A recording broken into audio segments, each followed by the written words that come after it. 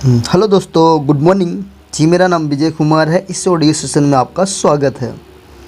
क्या सभी नियम सार्वभौम नियम नहीं है? जेरी अब्राहम अपने 3 महत्वपूर्ण सार्वभौम नियमों के बारे में बताया कि क्या कुछ ऐसा भी नियम है जो सार्वभौम नहीं हो?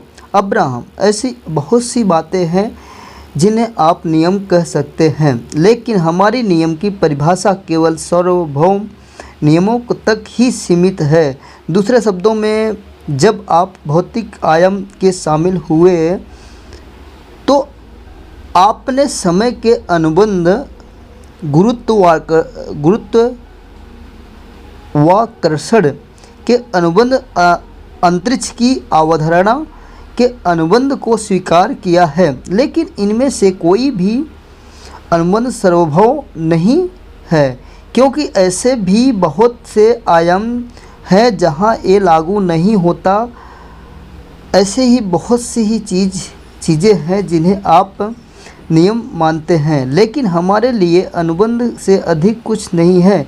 इन तीनों के अलावा ऐसे कोई सार्वभौम नियम नहीं है जिसे हम आपको बताने हेतु प्रतीक्षा हो। मैं आकर्षण के नियमों का सर्वोत्तम उपयोग कैसे कर सकता हूँ?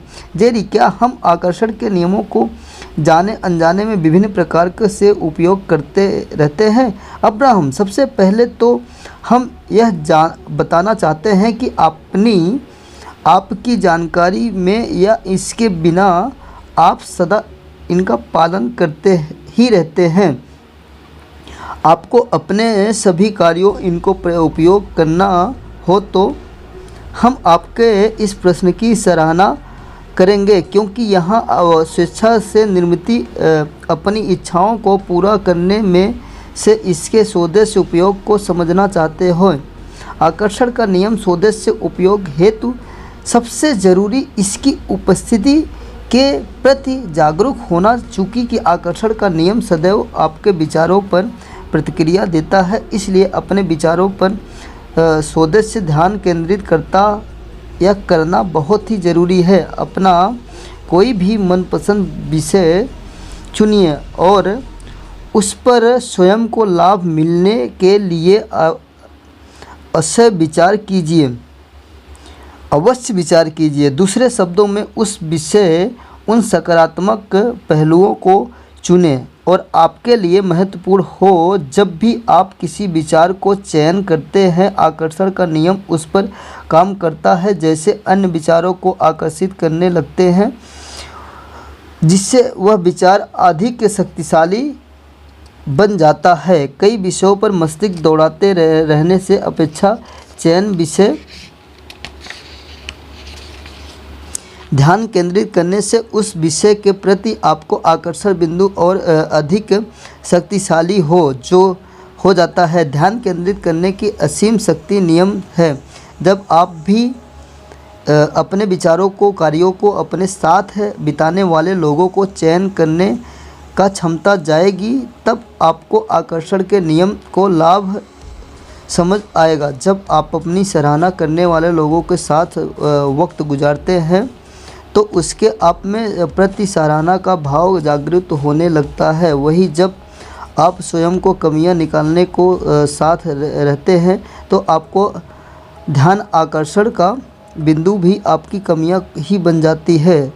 अब तक समझ गए होंगे आप, जिस वस्तु पर ध्यान केंद्रित करते हैं वही विशाल होती जाती है, क्योंकि आकर्षण का नियम यही कहता है। इसलिए अपने प्रारंभिक विचारों में पूरी तरह से सचेत या विचार स्वयं रहें।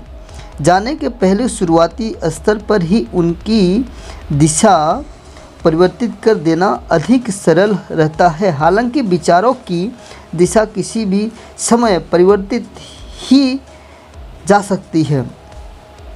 क्या मैं अपने रचनात्मक संवेगों का अचानक पलट सकता हूँ? जेरी, चलिए मैं मानता हूँ अपने पुराने विचारों को चलने वाले कुछ लोगों को अचानक ही अपनी रचनात्मक दिशा को परिवर्तित करना चाहते हैं, क्योंकि इसमें स्वयं भी कोई भूमिका होगी।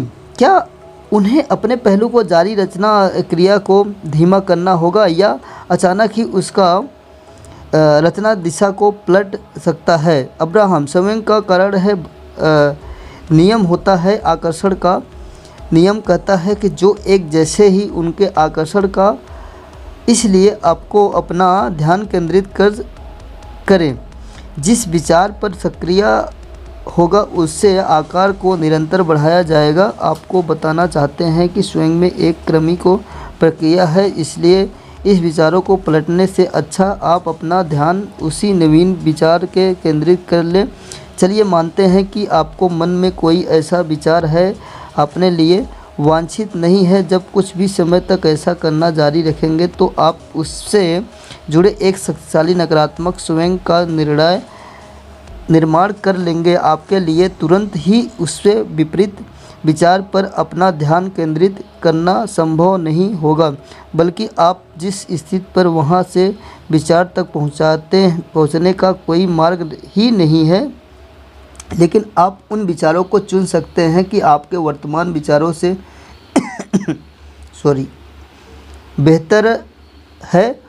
बेहतर हो। तत्पास एक एक ऐसे विचार तब तक लाते रहे जब तक आपके विचारों को दिशा परिवर्तित न हो जाए। किसी विषय के सकारात्मक पक्ष पर स्वदेश विचार करने अपने विचारों की दिशा बदलने का एक प्रभावशाली तरीका। यदि आप इससे सफल रहे तथा कुछ देर भी अच्छा अनुभव कराने वाले विचारों केंद्रित रहने को इच्छुक हुए तो आकर्षण का नियम इन पर प्रतिक्रिया देने लगेगा और इस आपके अन्य विचारों पे ही वह स्वतः सुधार होने लगेगा। इसके बाद यदि आप कभी भी अपने पुराने नकारात्मक विचारों पर वापस लौटे भी अब आपके भिन्न ढंग से स्पंदन मोड़ पर होने से उनका आपके स्पंदन सुधार पर बहुत ही हल्का सा प्रभाव पड़ेगा।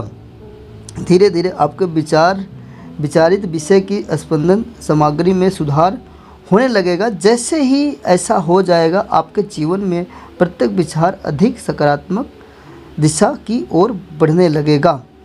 निराशा से बाहर कैसे निकलें, इसके बारे में दोस्तों मैं पार्ट 10 में बताऊंगा। बस यहाँ से हमारी ऑडियो समाप्त होती है। अगर ये बुक पढ़ना चाहते हो आप नीचे लिंक दिया गया है, वहाँ से आप जाके मंगवा के बुक पढ़ सकते हो। अदरवाइज मेरी ऑडियो नहीं सुनते रहिए। अगर नए हो हमारे चैनल को सब्सक्राइब कीजिए। आपका बहुत दिन शुभ हो। यहाँ तक वीडियो देखने के लिए आपका बहुत बहुत धन्यवाद। Thank you so much.